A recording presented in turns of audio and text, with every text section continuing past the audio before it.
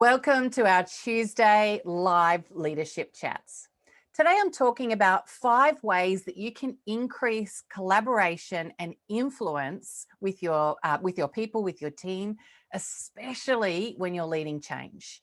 When we're young, we learn things like manners and social cues and values, and we incorporate them into our everyday life, so much so that we don't even think about them.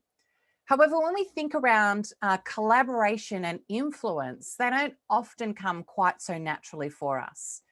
But there is a way that we can look at a framework or a tool so that collaboration and influence can actually become a little bit more second nature to you.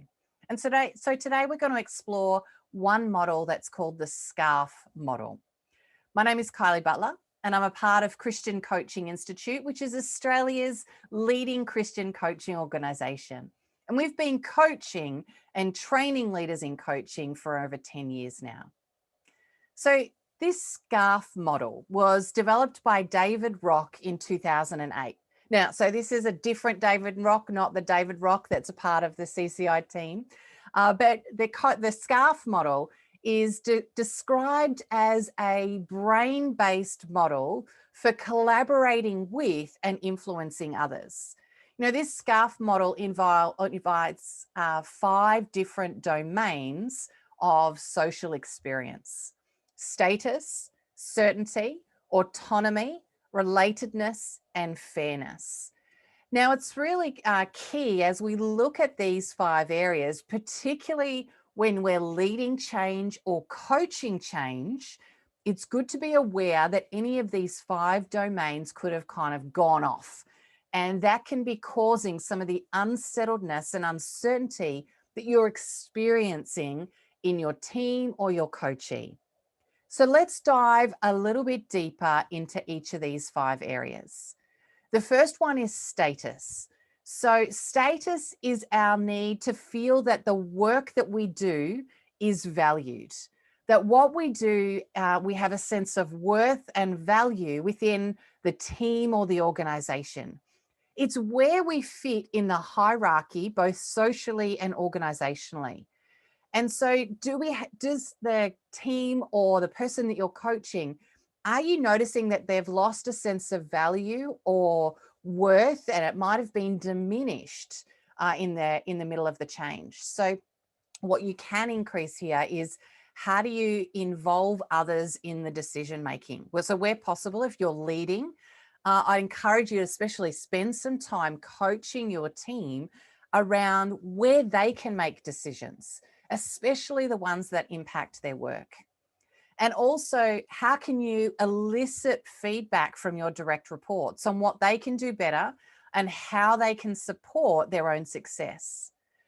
What's also important here is that you give consistent and specific feedback to your team when they do things great and well.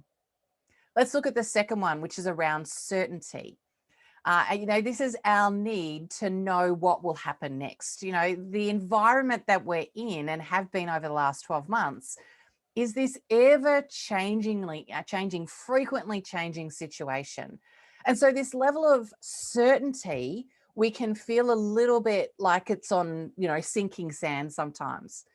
And so it's critical that our team have a clear plan of action, or the coachee that you're working with has a clear plan of action when this level of uncertainty has been heightened. So making sure that you're in regular communication with your team. If you're working with your coachee, it's making sure they've got a really clear plan of action so that they have some certainty of what they can control going forward. The third one is around autonomy. This is our need to feel like we have some sense of control over what we're doing each day.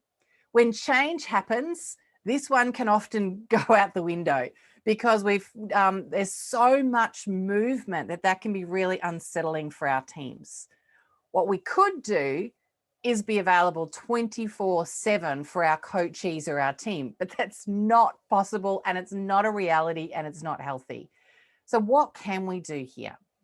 We can either, if we're the team leader, we can make it clear on what people can decide for themselves. where the boundary lines are or where the fence lines are. If you're coaching someone, it's helping them to figure out, well, what is the fence line? Where can they play and work? Or what's the conversation that they need to have with their team leaders? What we want to create is an environment where individuals can problem solve on their own. And so as a team leader, you can coach your team to be able to create of what sort of things and decisions can they come up with, letting them know that you trust their judgment and resist the urge to give too much direction. Very few people like to be micromanaged. The fourth one here is around relatedness. Our team need to feel like they are among friends, that they belong, that they're a part of community.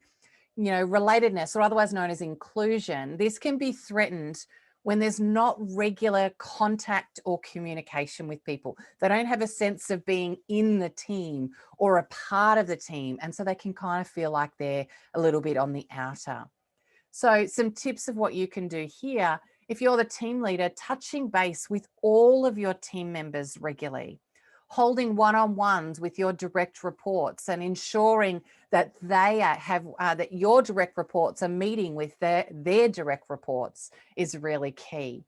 Looking for opportunities to create fun and team building, and also look out for any of your team that might be a little bit more isolated in their work. If you're coaching someone who feels a little bit like they're on the outer and they're watching rather than a part of the team, it's coaching them around how can they have that sort of conversation with their upline, with their manager, to be able to feel like they are more connected with the team. And the fifth one is around fairness. Now, we all like to feel like we're fairly treated. This one is just as it sounds. Fairness is about an individual feeling like what's happening to them is fair. Now, fairness is not about doing the same thing for each person, but actually what is fair for the role and position and hierarchy that is for that particular person. So a key part around fairness is actually sharing details around why decisions are made, being transparent around how decisions affect various stakeholders so that there's few surprises as possible in the individuals and teams that are impacted. So I encourage you to take a look at each of these 5 areas for yourself, see which one might be kind of triggered for you in the middle of the change, and then also think about that for each of your team members or your coachee. Is there one of those 5 that might have been triggered in this season of change that you're leading? If you're interested in growing your coaching skills or having better conversations with your team, why not complete our e-learning coaching course? This one's available all of the time. This course can equip you with the skills to give you a sense of the transformative power that coaching has, that you can apply to your team, your organization, and your personal relationships. I'll post a link in the comments below. So today I've talked about 5 ways to increase collaboration and influence when leading change. We particularly looked at the SCARF model and 5 domains that influence our behavior in social situations. The first one being status, which is our need to feel that we and the work we do is valued. The second one is certainty, our need to know what will happen next. The third one is autonomy, our need to feel that we have some sense of control over our everyday. The fourth one is relatedness, which is our need to feel like we are among friends, a community, a sense of belonging, of being on the team. And the fifth one is fairness, a need to feel like we are being fairly treated. So take a look at these 5 for yourself and also for your coachee and your team, and look forward to seeing you next Tuesday at 1 o'clock. Have a great day.